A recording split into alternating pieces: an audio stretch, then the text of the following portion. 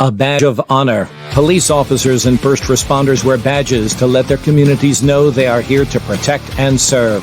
But that's not how it feels today. And the stress of the job is taking its toll, taking lives through suicide and post-traumatic stress injury. A Badge of Honor podcast features the cast of the same name, Sam Horwitz and John Salerno. Sam, John, and the team offer the first responders workshops through their critical incident stress management teams and mental health liaisons to offer state-certified T-COLE credit programs that save lives. It's time to smash through the stigma. It's time to heal from your injury, and it's time to back our blue. Welcome to A Badge of Honor podcast. Here are your hosts, Sam Horwitz and John Salerno. Hey, welcome to A Badge of Honor podcast with John and Sam. We are powered by the OBBM network. And man, we're streaming on Rumble TV, YouTube, any one of your favorite streamline platforms. Check us out, like us, give us that little tag, and help spread the mental health awareness around. Welcome, Sam. How are you? Hey, doing great today, John. It's wow, we are coming off just a rock and roll, fabulous weekend. Yes. Huge thank you to America's Defenders Foundation for the Thin Blue Line Ball, which was up in Allen. I think it was something like, I know it was over 700. I'm just going to say 700 because I'll get the particulars wrong. But it was 700 plus human beings in a hotel, and one of the most heartfelt events, celebrating, memorializing men and women and canine officers, corrections, you name it. If you were in law enforcement, whether human species or canine species, you were remembered. Everything was just top notch, and we're looking forward. We're going to get them on the podcast to talk about the important work that they do for the Blue and for our veterans as well.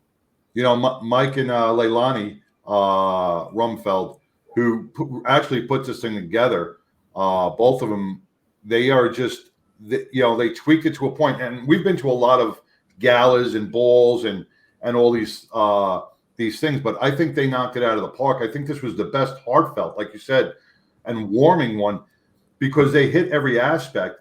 And what I liked about it was they honored the spouses with the pinning of the spouse, and they gave out pins for the spouse. So it wasn't only about, because in the first responder world, your spouse is your partner as well. So they remembered that. And I think that's a very important part. They touch on it. And I don't see anybody else in any other gala remember the spouses the way they did.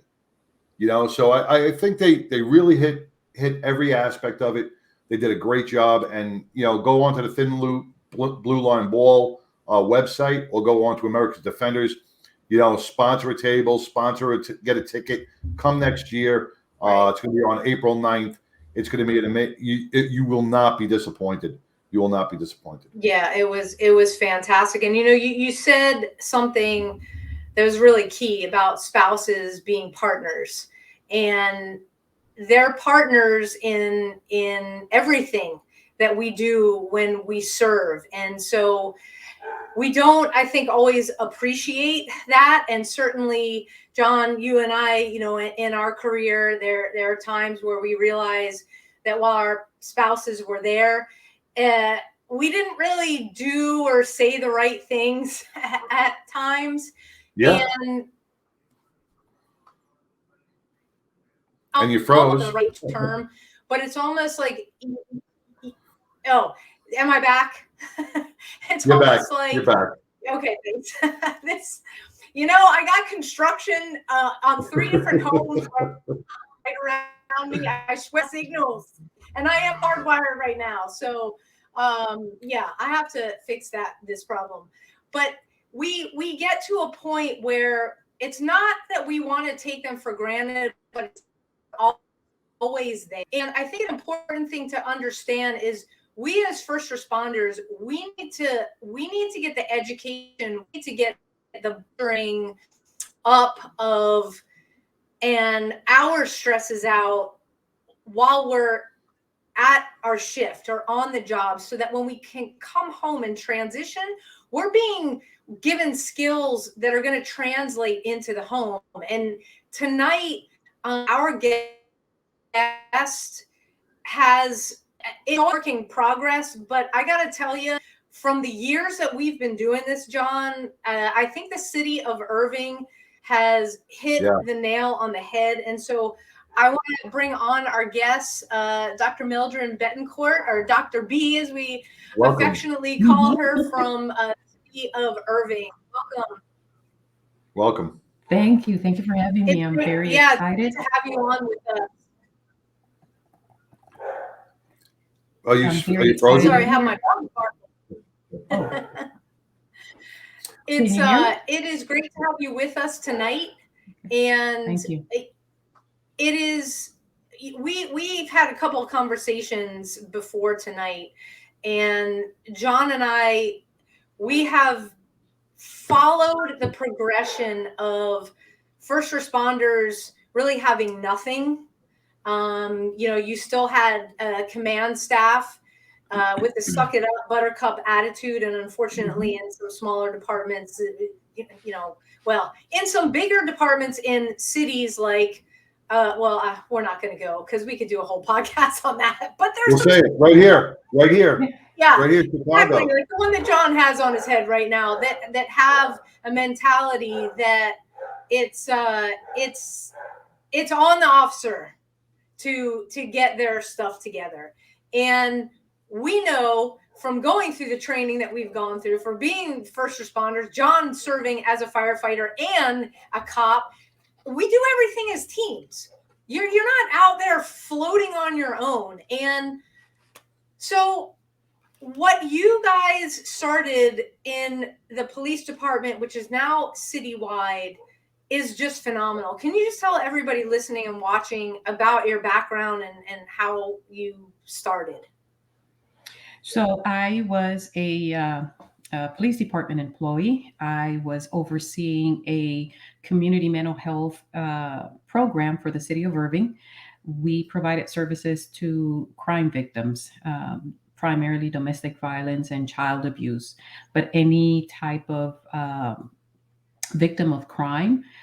And we provided that crisis counseling and long-term counseling to any resident of Irving that suffered or was a victim of a crime. I was there for about 7 years. Back in 2016, one of our officers died by suicide, and that prompted the creation of the first of our peer support program on the police side. We started with about 40 individuals from all around the department. There was a lot of excitement that finally we had something up and running for the officers. We quickly found out that when you give the officers permission, they will use it. They will reach out for help. When you provide the ideal conditions, they will feel safe enough to use the programs, the services provided. For about 2 years, we provided services both to police and fire because, as you were mentioning, it's not just police going to these calls, but most of these calls, the emergency services, fire department, they also arrive to these calls in critical incidents, and they work it as a team.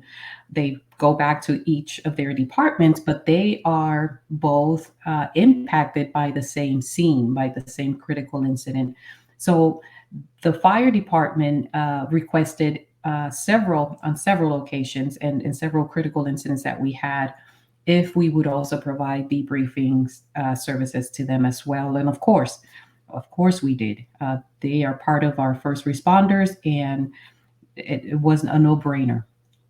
So for about 3 years, we were providing services to both departments, but it was the City of Irving's police department's peer support program. Back in 2019, the fire department decided, hey, we're not going to recreate the wheel. We're benefiting from this program. You guys are providing services to our people. They're benefiting. Can we be part of your program? So in 2019, we became the City of Irving peer support program. So we had now a combination of both fire and police that we were overseeing. But this was all volunteer. I had my 40-hour job. I was clinical counseling manager of the outpatient clinic. By 2019, 2020, the peer support program was now almost a full-time job as well. Both fire and police were benefiting. We were providing services, ongoing services, not just the critical incident. Our firefighters and police officers, some family members were also already benefiting from peer support. In 2021, so backing up, one of the things that I did when we started back in 2016, I made sure that I started gathering numbers, stats. Everything that we did on a monthly basis, I put it on a spreadsheet. One-on-ones, debriefings, defusings, inoculation trainings that we offered, how many new recruits benefited, how many in-house debriefings, how many departments requested debriefings from our support. And so I gathered all that data. And for 5 years, when in 2021, the program became it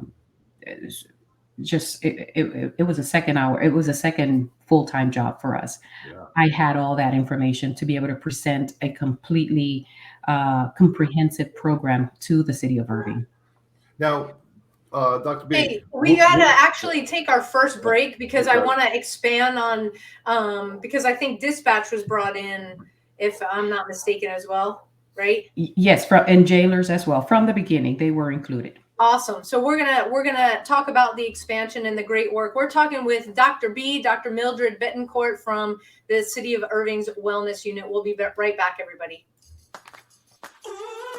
Move freely, America, without medical restrictions or penalty. Without medical freedom legislation in place, our rights and freedoms are one vote away from being dissolved. Move freely, America, with one voice, without fear of retribution, achieving a common goal, medical freedom. We the people make our voices heard by connecting with state legislators and engaging a constitutionally compliant medical Bill of Rights for all citizens. Individually, change is improbable, but as an aggregate, attainable. It's time to act with one voice. My voice. And my voice. And my voice. And my voice. To protect our freedom, creating one voice that cannot be ignored. This requires your voice, too. Move Freely America. Go to movefreelyamerica.org to find a chapter near you. Plug in, donate, and help our legislators defend our God-given rights under the Constitution. Move Freely America. My voice.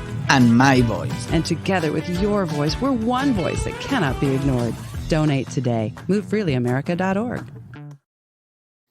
Hey, welcome back to a Badge of Honor podcast with John and Sam. We have the wonderful Dr. B with us out of Irving Police Department, running the peer support, a really comprehensive program that many should take a look at because you were really paving the way on allowing, just for smashing the stigma. I'm just say it right there, is that you said a couple of words in the beginning of the show where, you know, the proactiveness, people are starting to come and speak to you on a daily basis. It's becoming a full-time gig and people are starting to open up. To me, that shows that there's a trust level there. And, you know, you're bonding with the officers, which a lot of departments have that stigma where, oh my God, the department's going to alienate me. You guys embrace it, which is bringing healthier officers, healthier firefighters, healthier dispatchers, jailers, healthier first responders all around, which makes, you know, that has that ripple effect that you have a good day on a job. Guess what? You're going to have a good day at home when you bring it back to your family. So the whole thing benefits everybody. So I think this plan is amazing. You started talking about data. Now you're being a doctor, doing a spreadsheet. I think that's a great thing. But a lot of people don't know how or what to do with that data. So Or what why do you it's do? important to collect the Why it's data. important. Yeah. So somebody out there is listening, going, "Well, what data do I collect? How do I collect data, and what do I do with it once I get it?" So maybe you can help. Well, my background did favor me in that sense because as the counseling manager, we work with grants. And so I know the value of data. So thinking that and knowing, I guess, that there was a huge possibility of someday having to write a grant proposal for peer support. Back then, I was thinking more so uh, for programs. I had no idea that I was going to be writing a proposal to the city of Irving to develop its own wellness unit, a standalone department. Uh, but having that data made the case. I mean, we had the numbers, we had the trend, we had the dates of everything that we provided for the past 5 or 6 years. So the data is important, obviously, to make your case, to be able to have an effective argument and say, we have a need, and this is what I have to show. We have a need. The second reason why data is important is because grants. I mean, pretty much everything in the world runs with grant funds. So we actually just received our first grant a year and a half in as a wellness unit. We were granted $186,000 from the Dallas County. And so gathering data is very, very important, especially for smaller departments that really lack budgeting for these type of programs. That's what I would bring up on the budgeting aspect. You know, me and Sam have seen it because we do the workshops. We hear from many departments across the nation that, well, I can only send 2 officers, I can only send 3 officers because of budgetary restrictions. Some of those budgets are tapped into, some of those mental health budgets are tapped into for other expenses throughout law enforcement. Your budget cannot be touched. That wellness budget cannot be touched for anything but mental health awareness and you know, given to those officers in fire and PD, right? So that's a huge benefit on that aspect. Oh, yes. So when in 2021, we met with our city manager and expressed the need, presented the numbers, presented the stats for the past 5 years. He thought that, well, his question was, when do you want this? And so obviously my response was yesterday. This has urgency, and we've been working on this for 5 years. So yeah, it was surprising. It was just surprising to see how the city of Irving embraced. They understood the urgency. They understood the importance. The city council embraced it, supported it 100%. And in 2021, October 2021, we became a brand new department under the city of Irving. So what happened? I was transferred from being a police employee to under the city manager's office. So this way, there are no supervisory or administrative responsibilities on my part towards either fire or police. So this gives us that separation, healthy separation. It gives us the opportunity to provide a private space. So our office is not within any city-owned building. We're separate, off-site, City Hall. It provides them with that safety, with that privacy. We expanded. I was mentioning before that our program started just like any other peer support program, a reactive program, providing services, debriefing, defusing, whenever there was a critical incident. That's what peer support is. That's what I mean. However, with the creation of the wellness unit, we are focused on all three prevention phases, which is primary, secondary, and tertiary prevention. And in each phase, we have a type of service to provide primary intervention, which is anything that we can do to prevent PTSD, to prevent trauma, to prevent someone developing addiction because of the not knowing how trauma works.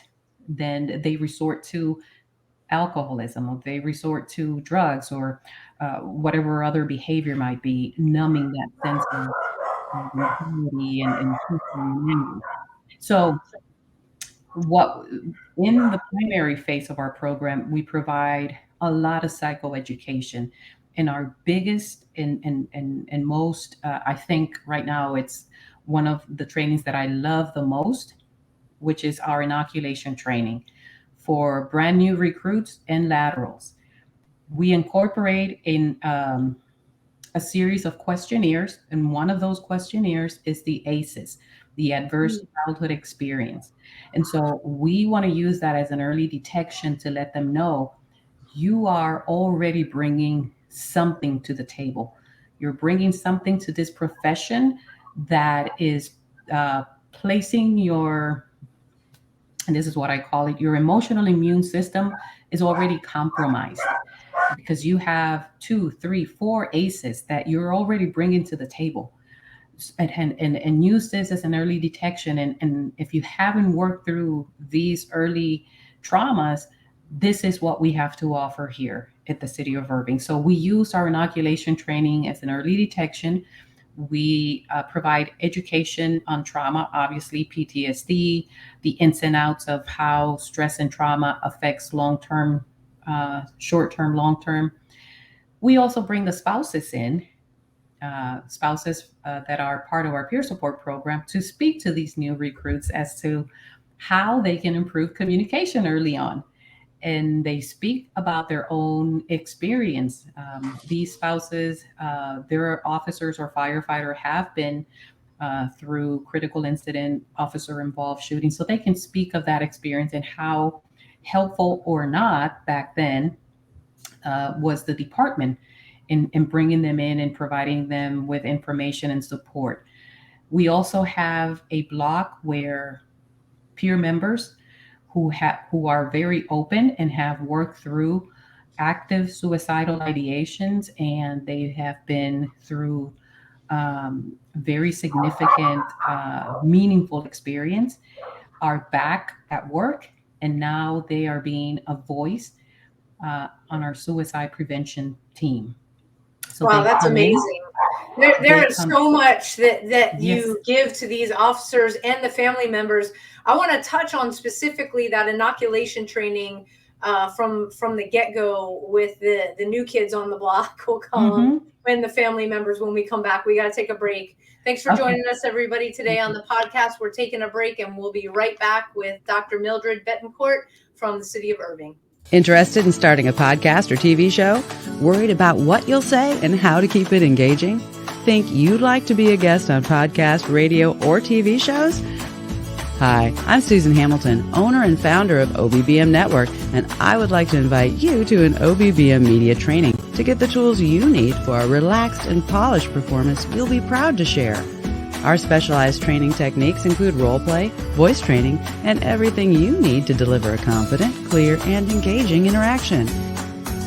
Go to offbeatbusiness.com.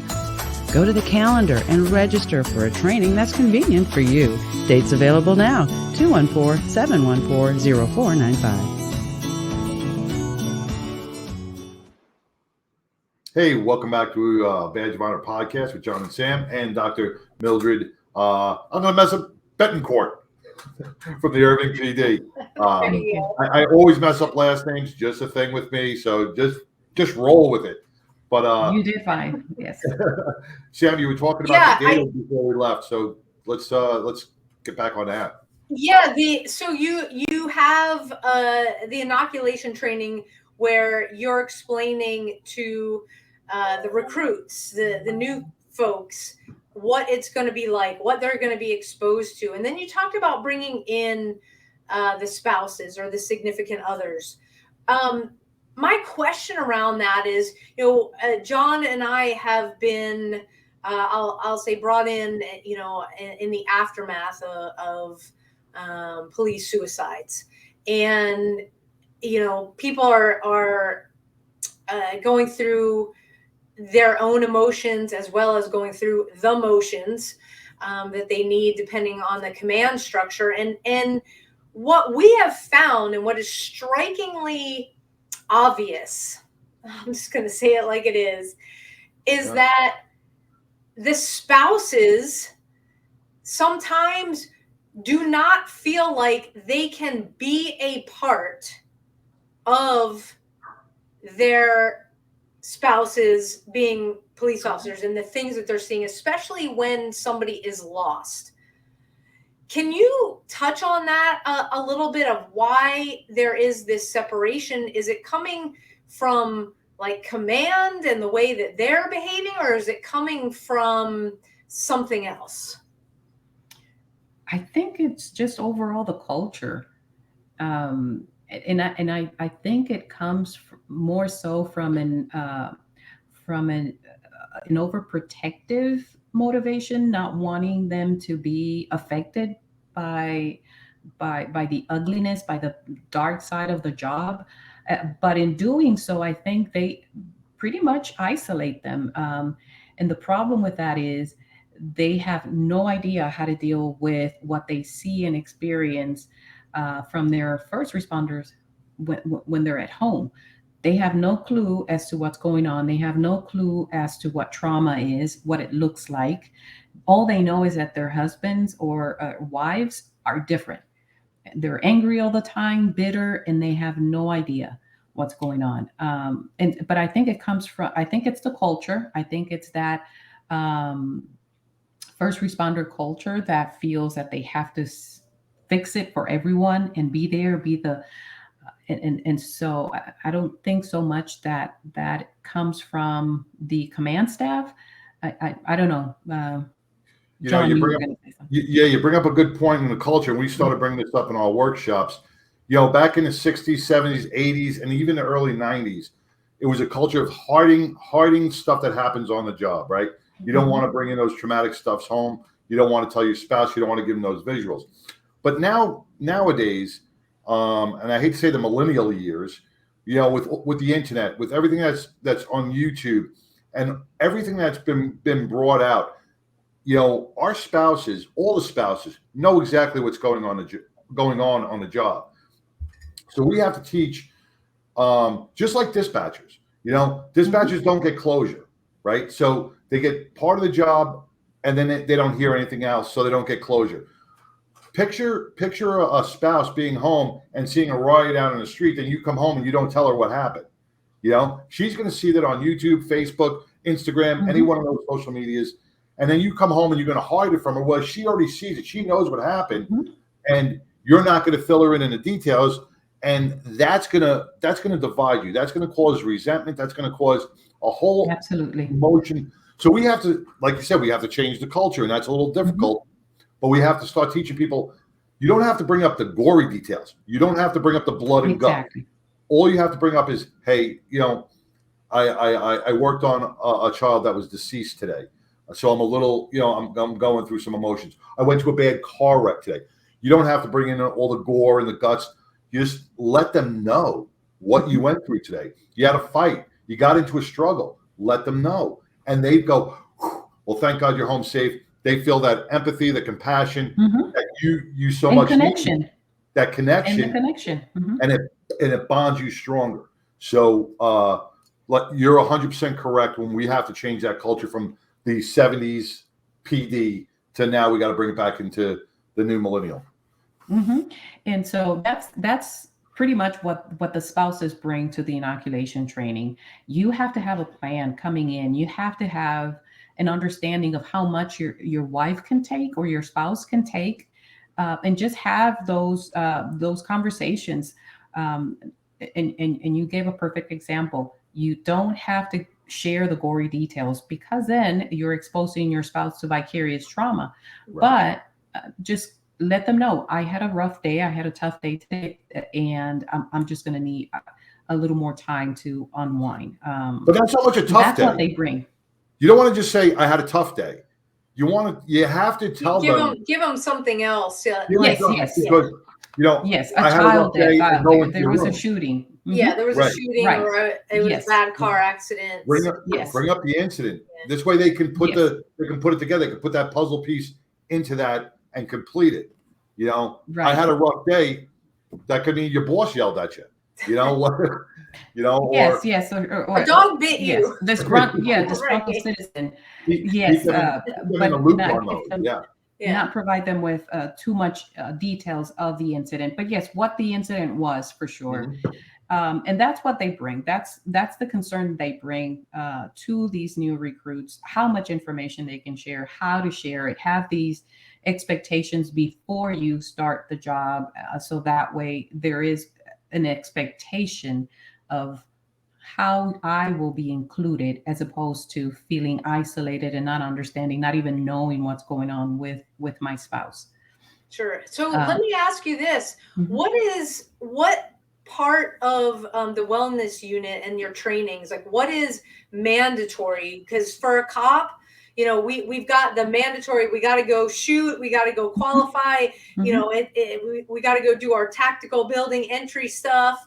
And it used to be, that the mental health and the brain health was like, here's that, and it's below the paper clips.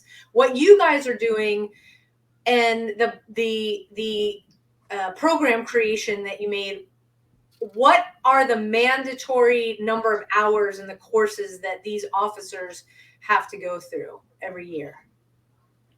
Sorry, lost my No worries. earbud. So we know the So inoculation training, right? I'm sorry. So we know that the inoculation training, that is a mandatory training, right? That is part of the academy. Yes, we have an 8-hour. It's included in their training.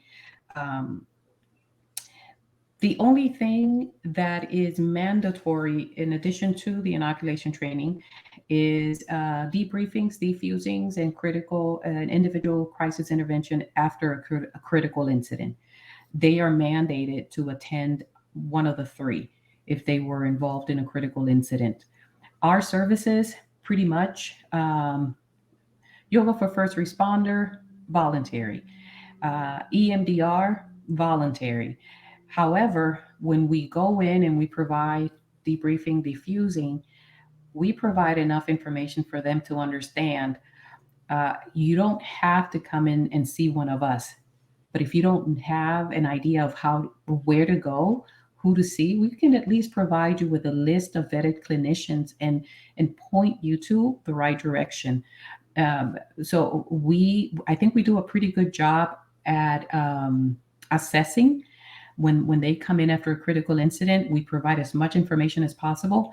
And we started incorporating EMDR. There's a special protocol after a critical incident, very short protocol that works with the physiological symptoms that they start presenting after a critical incident.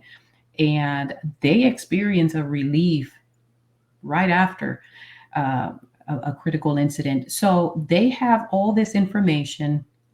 They're buying into the services, experiencing the relief and getting a face to the name and visiting with the wellness unit.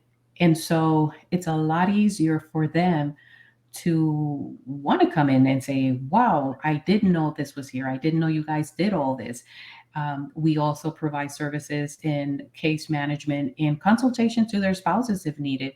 So as far as your question, the only two services that are mandatory, the 8-hour training, the inoculation training, and CISM, so the critical incident stress management services. I got a two-part question. John, Okay. two-part question right after the break. We'll be back, everybody. All We're Okay. talking to Dr. Mildred Betancourt from the city I of hope I don't Irving. forget. Their All right. amazing wellness unit Thank and what you. they do. We'll be right back, everybody.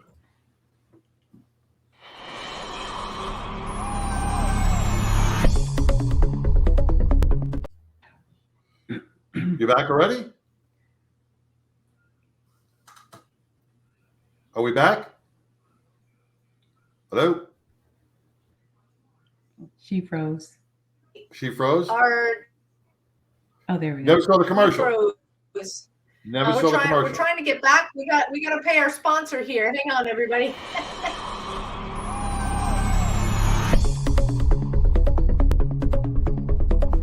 Hi, welcome to Heroes in Action. I'm Ray Amanat, founder and creator of this training system.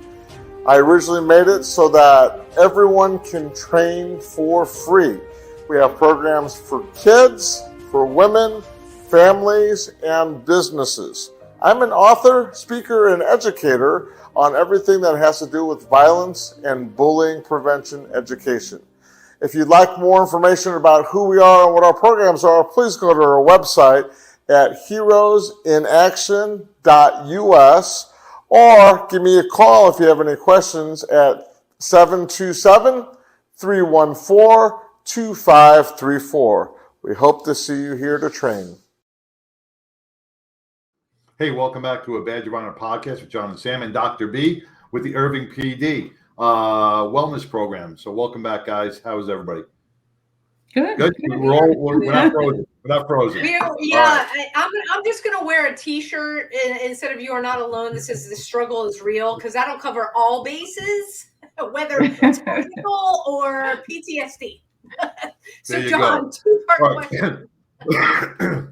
So I got a two-part question, and you mentioned critical incident, right? And in the last before the commercial break, you probably mentioned critical incident 8 times while describing this. Okay, what determines a critical incident? Because we're all individuals. Mm-hmm. So when we look at things, all right, is a critical incident a shooting? Is a critical incident a SIDS death? Is a critical incident a drowning, a car accident? What determines a critical incident? So when we started, we used the list from the International Critical Incident Stress Management Foundation. They have a list of what they consider the typical critical incidents that are not your typical day-to-day. So anything involving the death of a child will require an automatic call out for peer support because anything involving a child will affect everyone. However, we have the suicide of a colleague. We have any event that has a lot of media coverage and school shootings, for example, officer-involved shooting, major accidents. And so, but when we go down the list, the very last one that we have says any incident that overwhelms your normal coping mechanisms. And that just encompasses anything because it could be something out of the blue, something that I have experienced or seen hundreds of times in my career. But today, yesterday, this week, I am in a place in my life where I just had a major loss, going through a divorce. I have financial issues. So this situation that I have dealt with in my job hundreds of times before is hitting me and affecting me in a way that I was not expecting. And so I am not able, my coping mechanisms are not enough to help me through this. So we leave those up to peer members, sergeants, lieutenants, to be able to gauge how their police officers are managing, or dispatchers and detention officers. So we provide training to supervisors as well, and we provide them with this information. And because how do I know? And so right. These are the symptoms. These are the behaviors that are out of character for these officers that you've known for many years. They start to isolate. They start to burn up their sick leave. They are irritable. They're angry. So we give them a list of symptoms and behaviors. We provide them with contact information so that whoever falls under that category, which is very broad because it's very individual, it depends on where that person is in their lives. It's pretty much up to them to identify those officers. And on my second part of the question, and thank you for explaining that. That's perfect, because everybody's coping mechanism is different. Everybody experiences different things on a daily basis. Sometimes your coping mechanisms are a lot better than others, depending on what's going on at home. So my second part of the question is, how much is too much when we talk about not so much critical incidents, but incidents in general? How much is too much? I'm working, say, 4 days, 12-hour shifts, right? And natural cause death. I go to a house, first call in the morning, I'm getting my coffee. Hey, we have a call for a natural death. You go there, you see the family crying, everybody else, blah, blah, blah, right? You wait for the ME to come, goes away. The next day, drinking a cup of coffee, or I'm having my lunch, another natural cause death. We go there. These are routine calls that police go to every single day, or fire department goes to every day. But the trauma of the family, the seeing the sadness, the seeing that, so that weighs on somebody after 4 days. So are we looking at how much is too much for that week? Airline pilots, if they have any type of emergency, they're taking out of the pilot seat and they're given decompression time. There's a lot of other employments that if you have an issue or multiple issues, even small, throughout that week, you have decompression time. Our officers aren't getting that. They're not getting that time to just sit back and breathe. They're being overwhelmed. Oh, have we looked into anything like that? I know staffing problems and everything else hinder those, but are we looking at maybe solutions to that? Absolutely.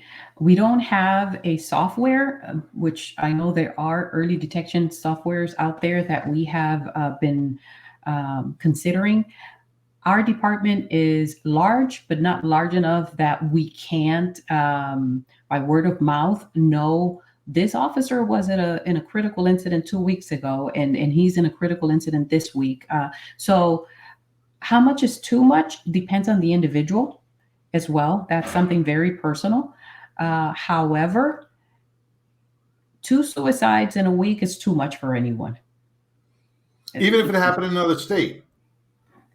I don't mean a officer suicide. I mean officers going to answering, yes, and because those are not typical calls. I mean, you would go to back to back in a week, 2 or 3 in a month.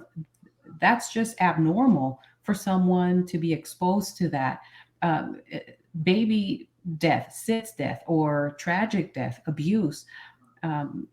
However, we can make that call knowing the impact that those types of traumas will have on any normal human being.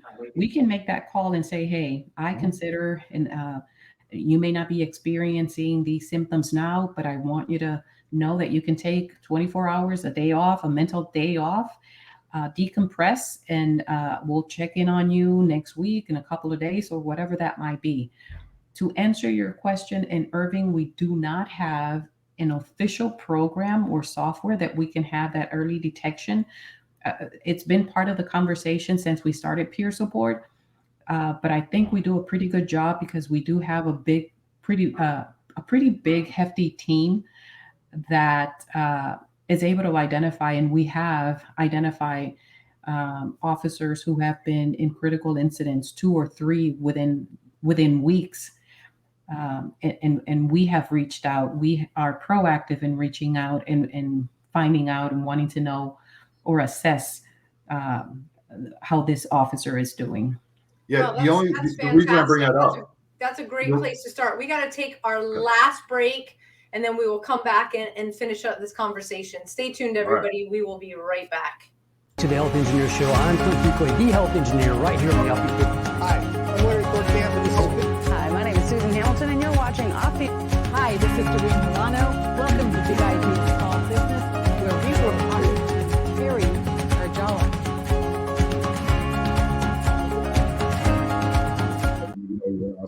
Hey, welcome back to A Bad Humana podcast with John and Sam and Dr. B. We were discussing how much is too much, and You really hit. Thank you for answering, because it was really clarified a lot of stuff. But that's something we have to look at for future reference. Is how do we track how much is too much? When I was on the NYPD, and I know those guys are real busy, they're running anywhere from 15 to 20 radio runs a shift, right? Some are just regular bull crap ones, but it's not uncommon to run 3 or 4 different gun runs in a shift. Man with a gun, a robbery, whatever it is, high priority calls. So when you look at your stress levels through the day, right? Your patterns. Mm-hmm. So you're having coffee, you're relaxed, you got a gun run, it goes up. It comes down because it was unfounded. Then you got this, it goes up, it comes down. Mm-hmm. We are putting people into, on clinical terms, an AFib or VFib, with their stress levels, and we're not shocking them back out to a normal sinus rhythm at any given time, mm-hmm. right? And with the coping mechanisms, financial, maybe somebody just lost somebody at home, and now they see a natural cause death or whatever type of death, and that's going to trigger them. So we have to look at, when we talk about data, we have to look at something, maybe develop something that can track our officers, and we can see the patterns and maybe help them before we hear he took his own life and we didn't see the flags, we didn't see the signs. Something to help us before that ultimately happens. So another thing that we are just came to mind is that we are reaching out to the special units, detectives, vice, child abuse units, and doing check-ins with them, being proactive in that sense, because they are more impacted sometimes than any other patrol officers, for example, because patrol officers will respond to a call and then they leave. These detectives have this case and they are exposing themselves to these photographs or the information over and over and over for months. And so we don't do regular debriefings with them because it's just not feasible, but we do regular check-ins with them. And so in a way, that is also our early detection with those units that because of the way they're set up and because of the job that they do, they wouldn't be attending a regular debriefing after each critical incident.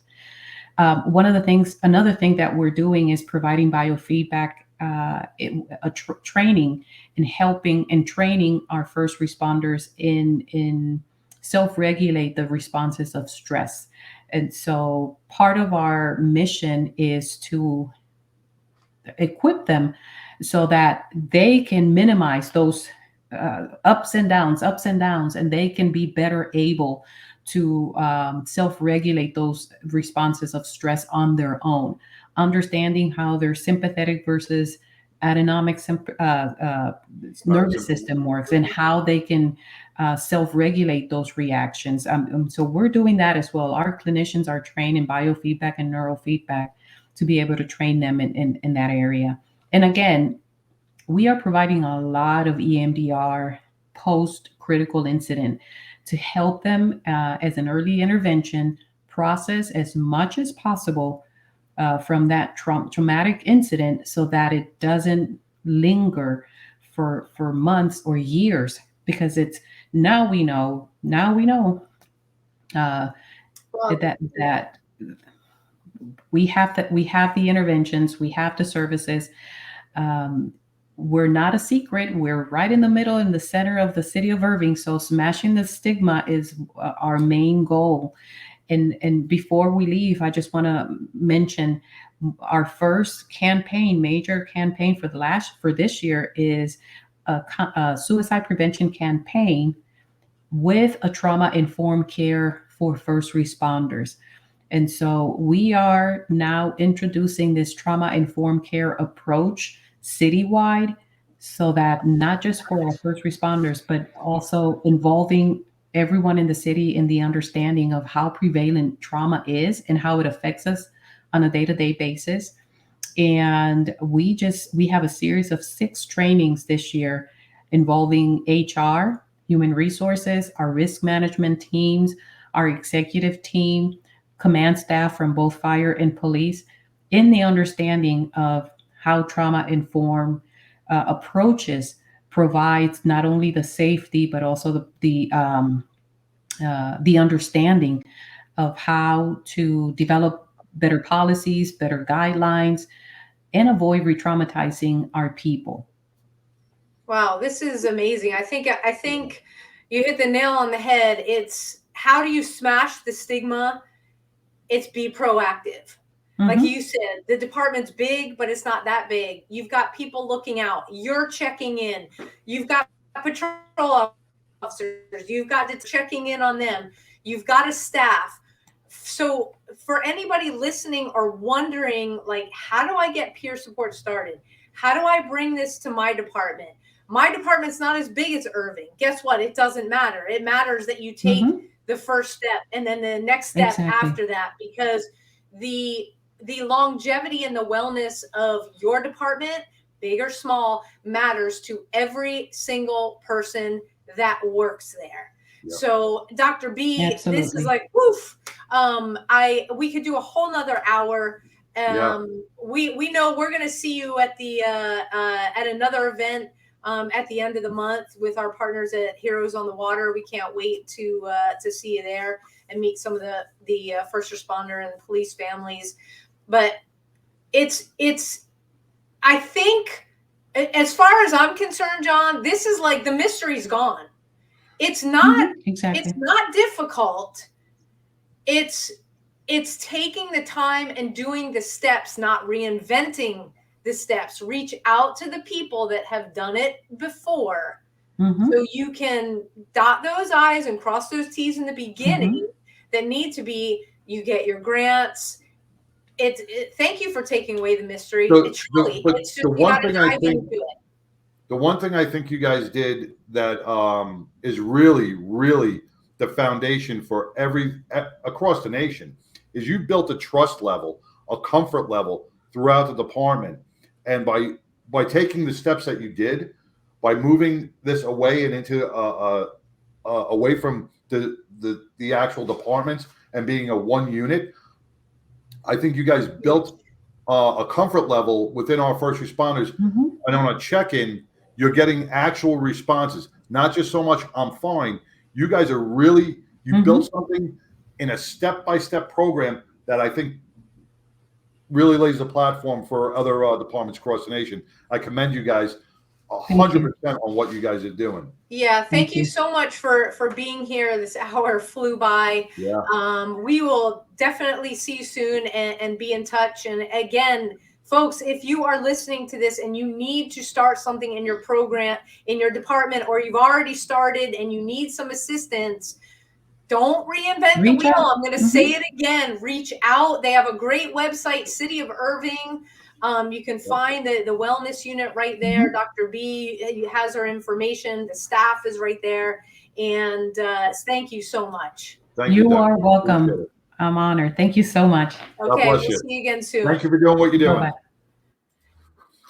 Just amazing. You know, it is so refreshing to know that we've got people like Dr. B and her incredible staff that are looking out for our first responders so that we can just go out and do our jobs, knowing that we've got this safety net built in. So if this gets a little too, we just fall back. It's that trust fall, right? Let the city be the trust fall.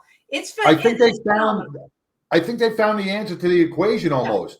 You know, it's almost like nuclear physicists, or Albert Einstein, they discovered this. They discovered it. They said, this program works. Let's make it a platform. I love it. I think it is outstanding. Absolutely. So one of the best. We just got off Walk the Bridge yesterday too. In all across the world, we're continuing to expand. Talk about another group of individuals that have your back, that you can put your trust in. It's as easy as going to walkthebridge.org. You can start one in your own city. If you don't have one, we're adding another one in the UK. We just got word today. But this is another form of peer support. Okay, it's first responders, it's veterans, it's family members that have lost. Come on out. We're one big giant pot of love and support, and we got your back on the bridges. I think I just made a new tagline across the world. Like I said, across the world. And if you are looking for resources, if you are looking for assistance, go to our website, badgeofhonor.com, scroll down. You'll see our partners, our resources. If you happen to be blessed with being part of the city of Irving, right there, you just saw, you got to go call up Dr. B. Don't be a stranger, because we already know that she's watching you. She's checking in on you. Yeah. So you're all good there. And, you know, we can't do this without your continued support. Thank you for all those of you that hit that subscribe button, that hit the like, that continue to push our information out. Carry the load, the flag. I have it every week. These guys are amazing partners. They are all about bringing back the true meaning of Memorial Day, honoring those that currently serve, that have served our countries, and our first responders. They allow us to bring our programming in a larger scale to more and more cities around the nation. If you want to find out how you can be involved with Carry the Load, you can join our team. We are here in Dallas, but the relays are starting at the end of the month. Join it. It's 6 across the U.S. Go to carrytheload.org, or better yet, just go on our website, scroll down, hit Carry the Load. Click the button. Yeah. No typing necessary. Takes you right to what you need to know. And, you know, for all of our active duty personnel all over the world, thank you so much for standing up and for what is right and protecting us here at home. For veterans, God bless you. Thank you for doing what you did, putting your lives on the line so that we can do shows like this every week and speak our mind and be free. That's what America is about. And for all of our first responders out there, we pray for you every day. Please know that we got your back. We are your family, even though we're not actively out there on the street with you. We're in the trenches with you. We're offering a hand. Whatever you need, go on our website. Our phone number is right there. Reach out, because we got you. John, take us home. You said it. You about said it all, Sam. But I want to dedicate this show to our fine officers in the Chicago area who lost a brother to suicide this past week. Reach out, guys. I'm supporting you. You have your support here in Texas. We were in Chicago not too long ago, and we want to come back and help you. So, you know what? Our prayers are with you. Absolutely. Till next week, everybody. Take care. Sam.